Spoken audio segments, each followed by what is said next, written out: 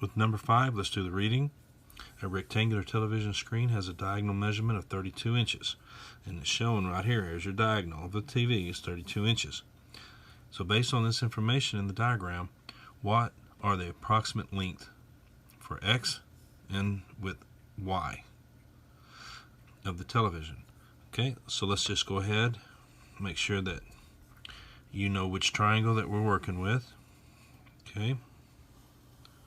Alright, so I have an acute angle. Here's my right angle. So that means this is hypotenuse. Okay. We have to find X and Y. So let's name these two sides. Remember, the two sides that form the acute angle, one is adjacent and the other is hypotenuse. So this is your adjacent. Okay. The side opposite this angle, way over here, we call opposite. Okay. Okay, now if we're going to find X, we want to work with adjacent and hypotenuse. What trig function would you use?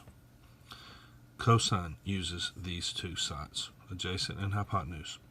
Cosine 30 degrees is equal to adjacent divided by hypotenuse, which is X divided by 32. Okay, comma X.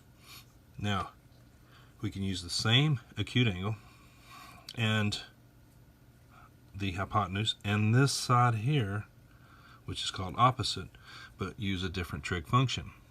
Well, what's that trig function? We want to work with opposite and hypotenuse. That's sine. Sine uses opposite and hypotenuse. So opposite is Y divided by 32 comma Y. Okay, I need you to finish this up.